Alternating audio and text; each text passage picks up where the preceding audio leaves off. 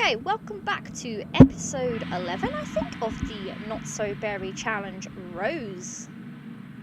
Part Rose, I guess. As always, I had problems with my audio because technical difficulties. It's always going to happen. So this is a voiceover, which means you're not going to get my initial reactions to things, which is sad because a lot of drama happened. But anyway, we left off with these two,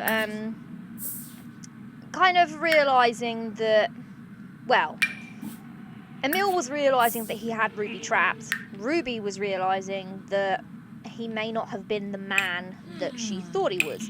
So what I have done is, because the whole idea is that Emil has deceived Ruby as such, I have gone into Cass and I have given him the mean trait in replacement of the child of the...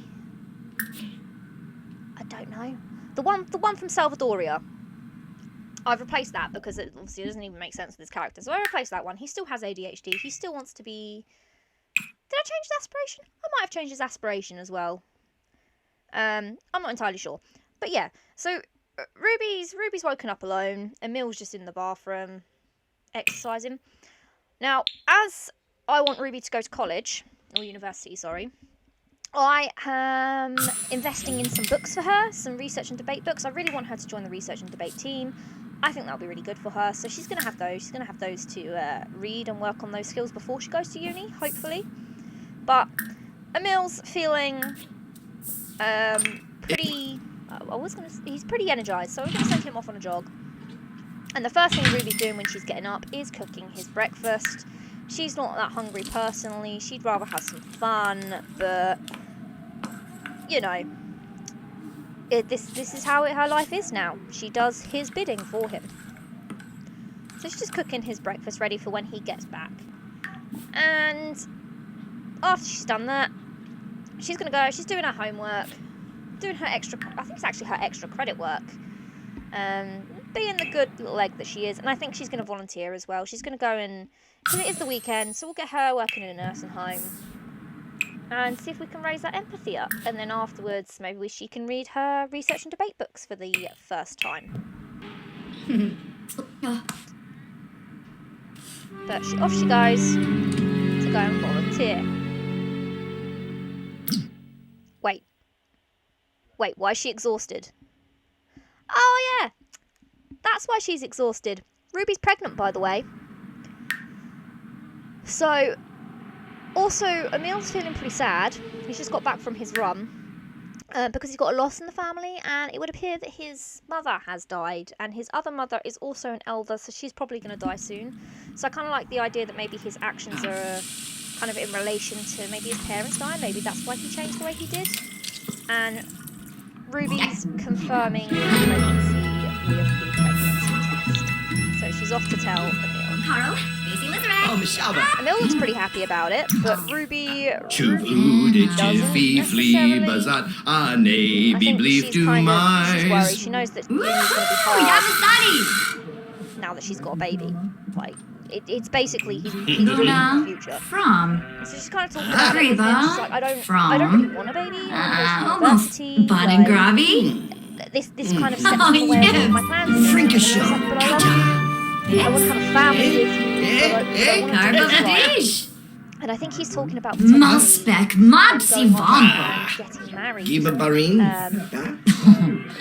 doesn't really seem to like that idea. Very much, to be honest, she's got other things and other plans for her life. She's kind of stuck with him now. Like, she's starting to realise his true colours. And also realising that he's always going to be a part of her life now that she's having his child. And I think she's just very, very concerned about kind of what she's going to do, sort of thing. Like, how she's going to make this work. But he's trying to reassure her. He's trying to tell her, like, look, this is what we want. We're going to have a family. We're going to be happy together. Let's do it. Let's do it properly. Let's go and get married. Let's have this baby. Let's just be a family. And to be honest, I think he's just happy. He's fully trapped as part of his life now. There is nothing that she can do about it. She's not going to leave him to go to university. She's not going to leave him to follow her dreams. And, you know, you can try to tell by Ruby's facial expression that she's a bit... Abo, Simona Sarah. She doesn't want any of this. She's realising very, very quickly that she's dove in head first, and she probably should have thought this through a bit more instead of being so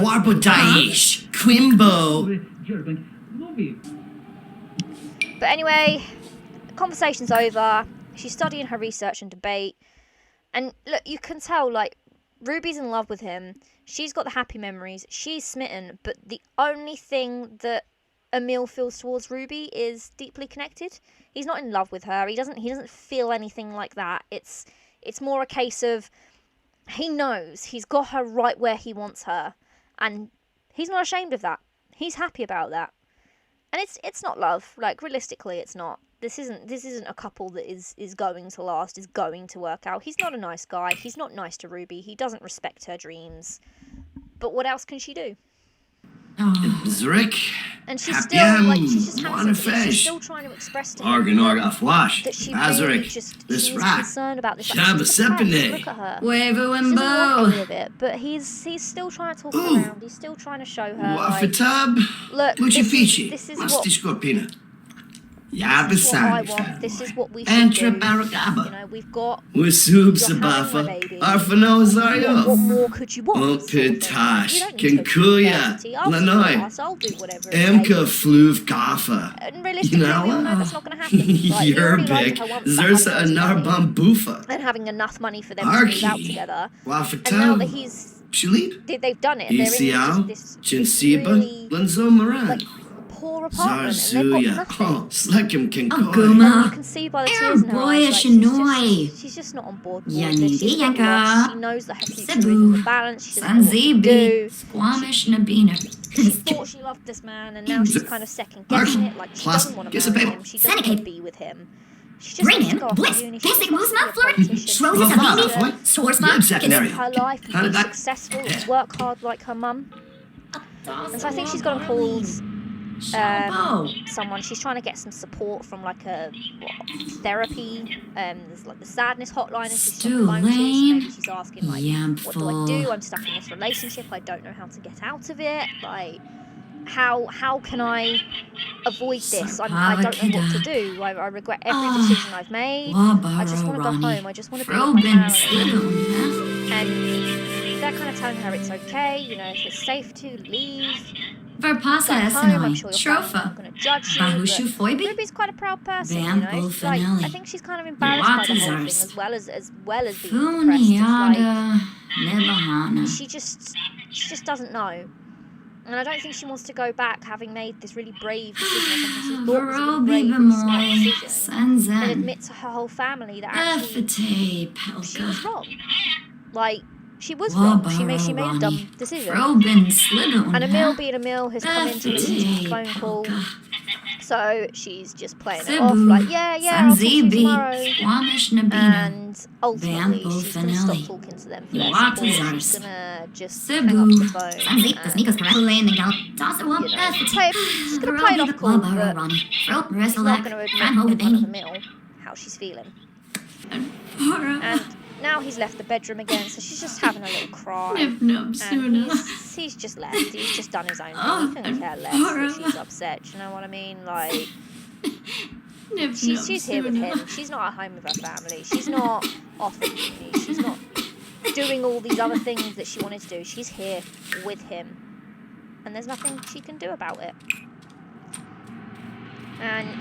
But Ruby is Ruby, and you know, she's had her cry, and she's realised that, you know, it doesn't mean that she shouldn't stop working hard. She'll figure it out. It's Ruby. She knows herself. She knows she'll figure it out. So she's back doing her extra credit work, trying to get those grades up. Now she's giving herself a pep talk, trying to cheer herself up. Like, you've got this. You know exactly what you're doing. You're figuring it out. If anyone can do it, you can. And yet again, Ruby is in bed alone, and as soon as Emil comes to bed, she gets up. She doesn't want to sleep with him. So it's early morning. Ruby's just doing some more of her research and debate. It's D-Day. It's the wedding day. She knows it's coming. But she studied some of her skills, and Emil's just in the bathroom. He's bored. He's not excited for this wedding. Like, do you know what I mean? It doesn't actually mean anything, but they're going to head off now, and they are going to go and essentially have their shotgun wedding. So, just the two of them, no family members. It's just going to be at a registry office that I found off the gallery. They're just going to go. And you can tell, like, she's upset. She doesn't want to do this. And, like, even here, like, she hasn't bothered with a wedding dress. He's got his, like, temps on, but she's just put on whatever she grabbed and took with her. And they're sat here, they're talking about it all, and she's just like, this is too much. I just need a minute. I just need a minute to go and get my thoughts together. She's giving herself enough pep talk. There's only one person in this world who's going to be able to fix this for you. And it's your mum. You've got to call your mum. So she's picking up the phone. She's giving Liana a ring. And she's telling her everything that's happened. And she's like, Mum, I've really messed up. I'm pregnant. I'm going to marry Emil. I don't want to marry Emil. We're down at the registry office. Like, please come and help me. I don't know what else to do. I didn't want any of this. I just wanted to be happy. And Liana's on the phone, and you know Liana and Mum are there. She ain't going to take any of this. So she's going to get her butt straight down there. And she's telling Ruby, don't worry, just hold him off as long as you can. And so they get to the altar, and and she is going to tell Emil, she's going to tell him, you stay away from my daughter. Like, you're not marrying her. Get away from her. You're horrible. Like, you're trying to dreams. Like, you know this isn't what you wanted. You need to leave. You need to stop. And Ruby's like, she's gone and she's sitting with her mum. And she's seen her mum fight for her like that. She's I don't want to be here. I don't. This is it. This is the end. I'm leaving you literally at the altar. My mother is right. Zarba, Takabu Kankaro Ivana, Arabe, has been true. Funiata, John Joe Zanessa, And Liana is still giving him what for, still giving him her true opinion on him. And that's it. Ruby's breaking up with him. That's it. She's gone. Emil, she has left Emil at the altar of the registry office, and he's pretending to be pretty sad about it, but like, we all know that he doesn't care. Like, he's not gonna fight for her. He's just gonna accept it, and he's gonna be like, okay, I lost this one, and he's out. He could not care less. And Liana is just sat with Ruby, trying to cheer her up. Kind of, there's a bit of an awkward silence to begin with, because, you know, they haven't seen each other in a while, but what is that? but, you know, she's her mum, she's giving her a hug, she's telling her she's gonna be okay. She's like, Ruby, you are the toughest chick I know. If anyone is gonna go to university, it's you. Don't worry, we will look after the baby. The baby will stay at home with us. It's not going to affect your chances of going to uni. You go off, do what you need to do, and we will look after our grandchild whilst you do so. We're not going to let that man ruin your life. You made one mistake, you shouldn't have to pay for it. So Ruby's moved back home. Unfortunately, Aaron has had to move out. It was kind of a mutual decision. He knew it was best for his sister to come home, but there wouldn't be enough room for the baby as well. But also, he's obviously got his girlfriend now, so he's moved in with her. Also, little side note, so apparently Macy died. So I had to bring Macy back to life because she's supposed to be Liana's twin sister. And apparently Macy died of old age, but Liana isn't an elder yet, so that doesn't really make much sense. So yeah, I just used a bit of MCC magic here to bring her back and make her the same age as Liana. So hopefully they should age and die together. That's the plan. If not, MCC will make it happen. But yeah, Ruby's back at home. She's just kind of getting accustomed to family life again. She's pretty heartbroken. She's having a little cry to herself, like, in bed. She's got all her motivational posters and stuff around her. Marcus. But she's having a little chat with Colt and Akira. And, you know, just spending some time with her family. She's missed them. I know to begin with she thought that everything was very stressful, but Also, Cheryl is sick, so Cheryl needs to go to the hospital. Moscow. But yeah, she kind of... She made this big thing about how family life is too hectic for her and her studying, but, you know, she loves them and she's glad to be back. And Akira's just having some one-on-one time with her and he's telling her, like, look, you know, we're not mad at you. We understand why you did what you did. We wish you hadn't. We wish you'd spoken to us first. It can't be helped. And they're just getting excited about the baby. But Liana's thinking, you know what? We need a big family dinner. We need to show her what she missed. We need to show her we're all going to support her. So she's cooking the dinner. She's invited Macy round. She's invited Aaron and Tommy round, which is their first grandchild. And they're just going to have a nice family meal. And, like, they are actually kind of in the same room. Amari's in the kitchen talking to Tommy, but, you know. And for some reason it wouldn't show me the trimester that she's in, but she's actually in News! trimester, so still got a little while till the baby comes yet, but yeah, nice family meal to kind of show her what she's missing. And Alan still wants to be with her. I kind of like the idea that maybe she goes on a date with Alan and has a bit of a thing with Alan as a bit of a rebound, because Alan's liked her for so long and she's feeling a bit low, but we shall see where that goes. And apparently it was Colt's birthday. So Colt has aged up. I'll give him a random trait. And he's got Moonchild. Okay, fair enough. Fair enough, makes sense. But Ruby's getting back to it. She's looking into university. She's looking into scholarships. She wants to, you know, kind of just carry on, act as if nothing has happened as best as she can. Well, as if things weren't bad enough for her, Akira has just died of old age. This was not something I was expecting, by the way. This was something that took me very much off guard and I was very unhappy with. But yeah, apparently I have it set to only 10 days for elders until they die. So Akira has died, so she's lost... Well, she's lost her potential husband and her father on the same day. But I'm really glad she got to have the family meal with him. Good choice. I'm really glad. So he's just buried out here. I kind of felt a bit bad burying him out with the pets, but there wasn't really anywhere else to put him on the lot. So, and I wanted to keep him close by. I love the animals, so why not? And yeah, you can see Ruby's very depressed. She's having a cry in bed to herself. She's had a lot happen. Amazing. But, as always, she's going to persevere. And she's going to try and work on her skills ready for university. She knows that Akira wouldn't want her to give up because of her. And she appreciates the wise words she got from him before he passed.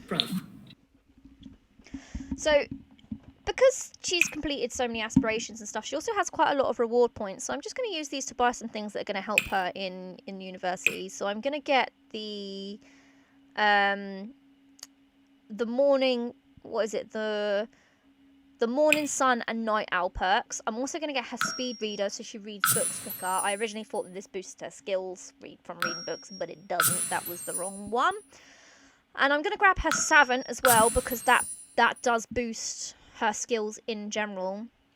And I think potentially because she's got to do the serial romantic aspiration, if we can get enough reward points back for her, then I think what I'll do is I'll get her the beguiling one. Basically, it puts people in a flirty mood when they're around her. I think that's going to help a lot with serial romantic aspiration. That's definitely going to be something that she's going to need to use. I'm not bothering with the connections one, because if she's going to uni, she's going to end up starting at like level 8 of the career anyway. But yeah, just some little traits that I thought would help her out in her future endeavours. Uni, squirmifa! And also, as if things couldn't get any worse, Emil has turned up. So you best believe that Liana is getting rid of that boy. He is not welcome. Anyway, they all went to bed. Ruby played some chess in memory of her dad, because she used to play with him when she was a kid. And we also got Colt a job as an engineer, because he used to like robots when he was a kid, and he's an adult now, or a young adult. And as can be expected, Liana is feeling real sad over Akira's death. That is her husband. She's been with him for a very long time. So she's gonna send a sad text to Sister Macy. She's gonna take a vacation day from work. Like, I think she could do with the day off, to be honest. She's just having giving herself a little pep talk. And I think she's also going to call the sadness hotline. We're going to get Colt doing those odd jobs as well, because I think money is going to be an issue, because we have lost Aaron and we've lost Amari. Not Amari, Akira, sorry. So that's two sons gone from the household. And also, apparently Liana's obsessed with cooking. That is how she's dealing with this. She's already cooked pasta. She's now cooking something else. She's not eating any of it. But apparently it's also her birthday. It's hers and Cheryl's birthday today. I don't really think anyone is in the mood for celebrating, so Liana's just gonna make a cake for them both. Have a simple blow out the candles, so they don't have to be depressed over that as well, and kind of just have a chat and kind of remember their dad. So Liana's blowing out the candles after making her cake, and she is now officially an elder. She's got wrinkles, seniority, and old age, basically. We will give her a makeover once Cheryl's had her birthday. But I think in her old age, she's kind of realised just what she's missed. She's not going to have her retirement with Akira. She's not, because Akira's already dead. So she had a little mourn of him. And I like the idea that maybe in her old age, Liana is the only one that sees his ghost. So she's just having a chat with him. She's asking for advice. She's worried. She doesn't know if Ruby's going to be okay. She's now promised to look after Ruby's child, and Akira's not going to be there to help her. They're now not. They've lost 2 incomes from the household because Aaron's moved out to have his family, and now Akira's gone, and Akira was like one of the main breadwinners for the family. So she's worried, and she's expressing this to Akira and telling him, like, look, I don't know what I'm going to do. I don't know what I'm going to do without you. And he's just giving her reassurance. He's giving her advice, like, he still loves her. It's still really cute that even after he's gone, he's still hanging around, waiting for her, He's not going to go anywhere until she's with him. He's giving her advice and telling her that she's going to be okay, and that Ruby's got her to look up to. And if Ruby can do it, then Liana can do it. They can do it together. And they're just gonna have a little swing together, enjoying each other's company. And I don't know, I feel like Liana is gonna be the only one that can see him. I know Sims doesn't work like that, but it's kind of like he's still a support to Liana, even after all these years, even after he's now dead, and she's technically alone. She's not alone because he's still there. But Cheryl is back from school anyway, so we're going to get her aging up. And let's see what random trait it gives her. Creative. Okay. So if we go for a creative trait, I kind of feel like Cheryl would be more into, like, the acting side. I kind of see her as a bit of an actress. I don't really know why. I just kind of get those vibes from her. So we'll give her the Master Actress aspiration, and we'll go from there. And as far as random, apart from the pregnant belly for no reason, she's not looking too bad. So I've just given them a makeover. I've kind of stuck to a really simple style with Cheryl. So this is her everyday, this is her formal, her athletic, her sleepwear, her party wear, her swimwear, her hot weather wear, and her cold weather wear. But I've also given